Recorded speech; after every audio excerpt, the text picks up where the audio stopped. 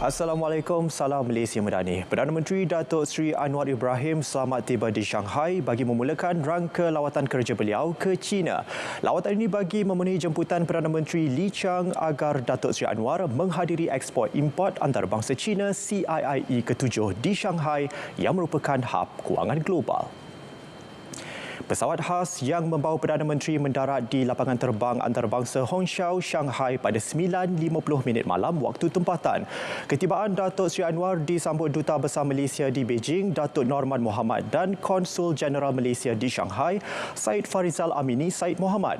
Turut menyambut ketibaan Perdana Menteri, Timbalan Datuk Bandar Shanghai dan Setiausaha Parti Daerah Minhang iaitu Chen Yujian serta Duta Besar China ke Malaysia, Ouyang Yujing. Dalam pada itu, Datuk Norman memaklumkan Perdana Menteri bakal diberi penghormatan besar oleh Presiden China Xi Jinping dalam lawatan kerja ke Beijing. Kunjungan Datuk Seri Anwar di The Great Hall of People Beijing akan diraikan dengan majlis makan malam anjuran pemimpin negara itu. Ini ada lawatan kerja. Normally lawatan kerja ni tak bila untuk Perdana Menteri dia sekarang dia berjumpa dengan presiden yang lebih yang level ketua negara. Ketua negara. Whereas our prime minister is ketua kerajaan. Jadi untuk ketua negara hostkan dinner untuk ketua kerajaan ni memang satu penghormatan lah.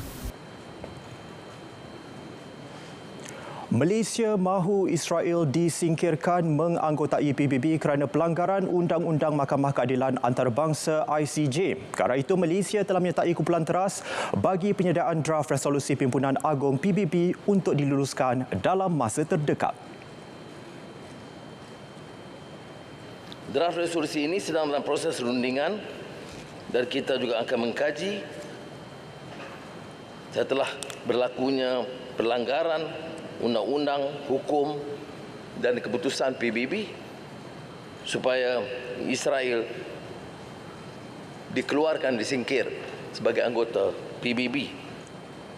Setelah diluluskan kelak, resolusi itu dijangka menjadi landasan perundangan bagi membolehkan agensi bantuan dan kerja untuk pelarian Palestin di Asia Barat UNRWA terus memberikan khidmat asas seperti pendidikan, perawatan kesihatan dan bantuan kemanusiaan. Isu perumahan untuk rakyat menjadi tumpuan perbahasan di Parlimen. Ahli Parlimen Segamat Aryunis Waran mahu Kementerian Perumahan dan Kerajaan Tempatan KPKT membina rumah mampu milik dengan harga mengikut keperluan dan pendapatan rakyat, bukannya mengikut kehendak syarikat pemaju. Beliau percaya kerajaan bertanggungjawab menyediakan perumahan mampu milik. Because we build a house according to what the needs of the people. Not you build a house and ask everybody to pay according to what the developer wants. Pada Belanjawan 2025, KPKT menerima peruntukan RM5.934 bilion berbanding RM5.647 bilion pada 2024. Pembangunan infrastruktur di luar bandar khususnya telekomunikasi antara yang jadi tumpuan. Timbalan Perdana Menteri Datuk Seri Dr. Ahmad Zahid Hamidi yang juga Menteri Kemajuan Desa dan Wilayah berkata pihaknya akan bekerjasama dengan Kementerian Digital bagi mencari pendekatan terbaik di kawasan tidak berpenduduk tinggi untuk mendapat liputan sistem 5G. Langkah itu penting terutama bagi keperluan para pelajar dan murid sekolah.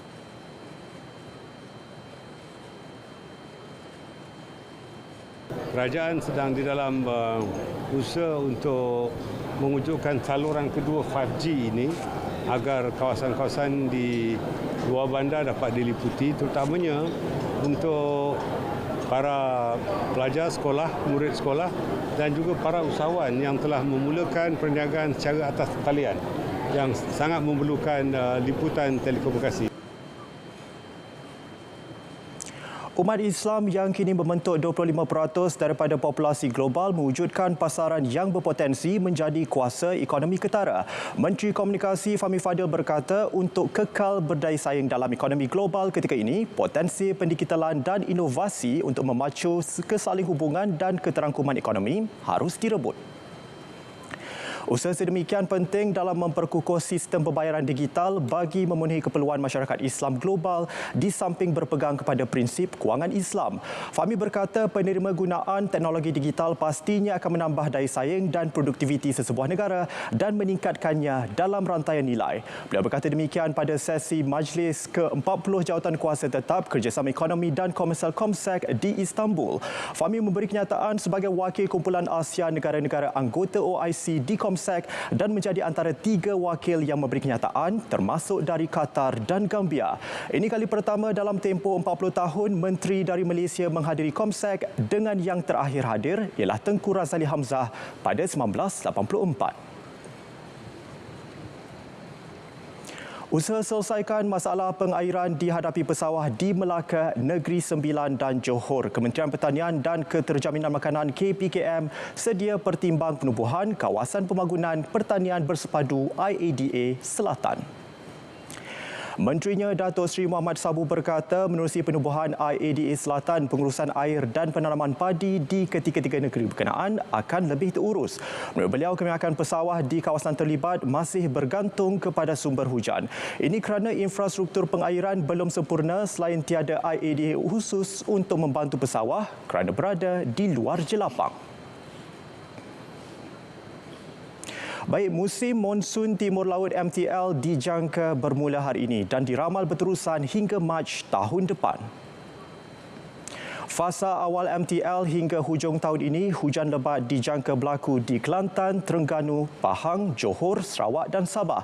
Manakala Januari hingga Februari 2025, negeri yang lebih berpotensi berlaku hujan lebat, Pahang, Johor, Sabah dan Sarawak. Bagi fasa akhir pula, utara Semenanjung dijangka alami kurang hujan menyebabkan cuaca panas, kering serta berlakunya gelombang haba. Justru orang ramai dinasihatkan peka dengan maklumat dan ramalan Jabatan Meteorologi melalui media siaran rasmi. Berkuat kuasa 1 Julai, semua kenderaan guna bahan api gas asli mampat NGV tidak lagi dibenar, didaftar atau dilesenkan berikutan faktor keselamatan. Menteri Pengangkutan Anthony Loke memberitahu bekalan runcit bahan api itu juga ditamatkan Petronas secara berperingkat bermula bulan lepas. Tangki-tangki NGV ini mempunyai had tempoh penggunaan selamat dalam lingkungan 15 tahun dan sekiranya tidak diganti, ianya tidak selamat digunakan dan boleh gagal berfungsi pada bila-bila masa sahaja yang boleh mendatangkan bahaya kecederaan, kematian dan kerosakan harta benda yang dahsyat. Selain itu, terdapat segelintir pengguna yang telah melaksanakan ubah suai kenderaan dengan menggunakan silinder gas memasak LPG yang amat berbahaya dan telah mendatangkan risiko kemalangan dan topan sebelum ini. Seorang rakyat Malaysia yang dilaporkan menjadi tentera upahan Ukraine disahkan sebagai Lee Bing Hang. Ketua Polis Negara Tan Sri Razadrin Husin memberitahu siasatan awal mendapati lelaki berusia 20 tahun itu masih hidup dan selamat. PNRM menyatakan ketika serangan dron Rusia, Lee Bing Hang berjaya melarikan diri. Bagaimanapun, MyCard dan lesen memandunya tercicir manakala pasport masih bersamanya. Dia telah menjalani rawatan selepas mengalami kecederaan di bahagian buku lali akibat terkena serpihan dron.